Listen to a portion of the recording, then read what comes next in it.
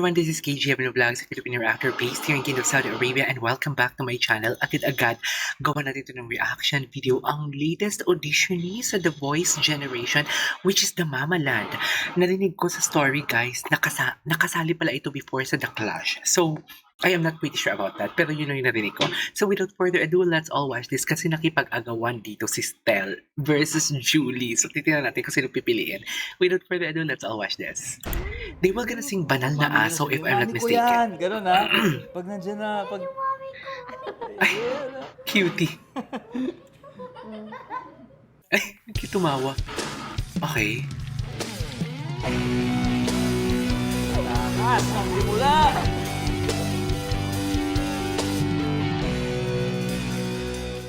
Okay.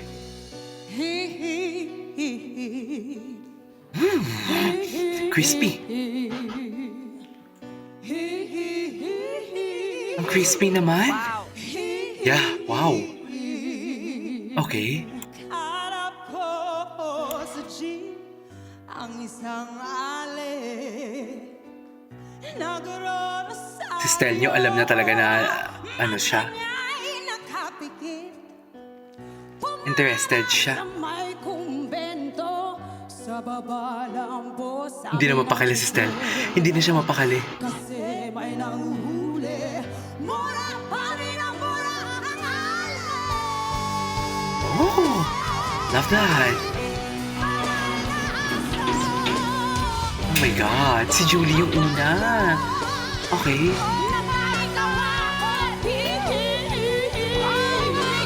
Kilala agad ni Julie.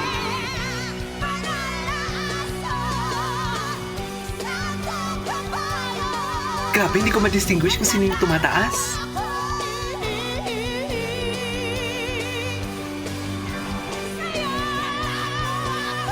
Wow.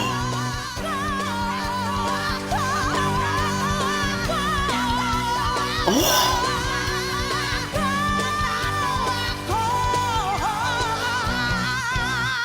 Dear, nag-showdown sila.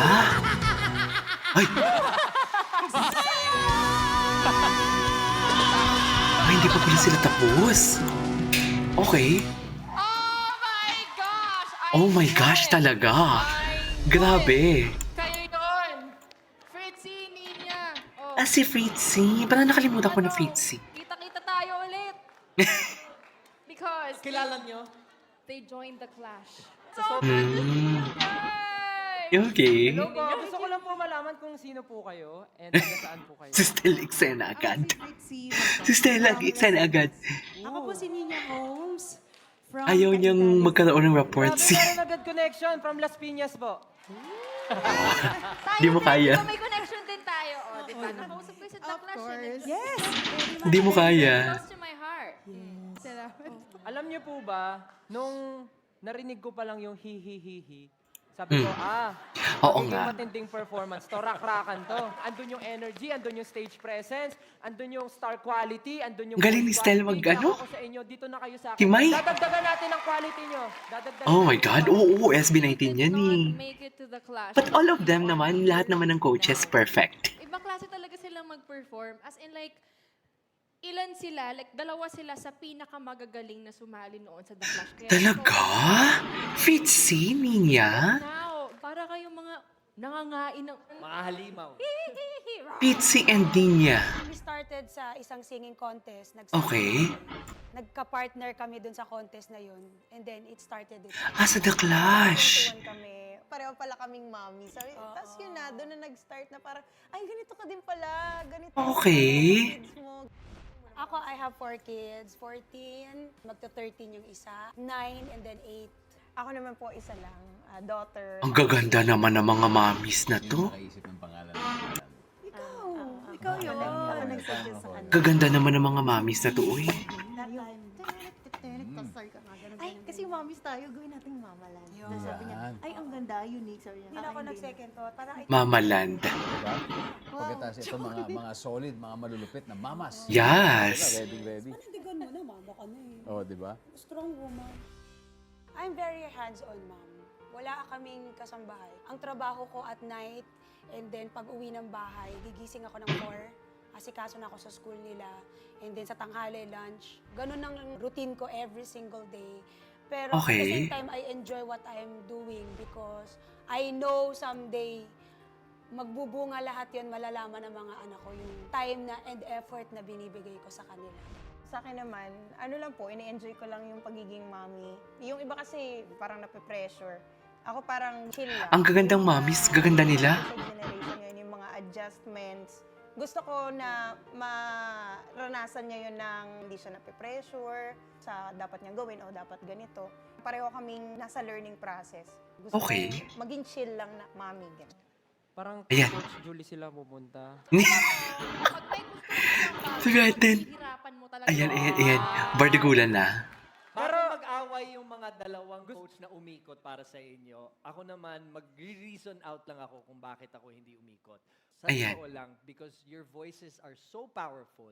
Mhm. And yung dalawang katabi ko dito ay mga belters.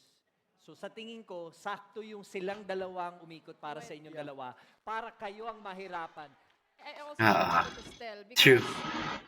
given na yung vocal range ninyo, yung power ng mga boses nyo together and individually, pero siguro ang kailangan nyo yung paano nyo like How to tell us a story? How we... Bagay, yeah. Tagalog, English, forward. Si Stel talaga! Sounds like. yung na magsalita, ikaw na magano. Sige, dahil Actually, sa sa totoo, both coaches are, may utilize niya kayo both as coaches. It's still up to you guys. It's still Ang up to you. decision. Funny talaga si Stel. I love Stel.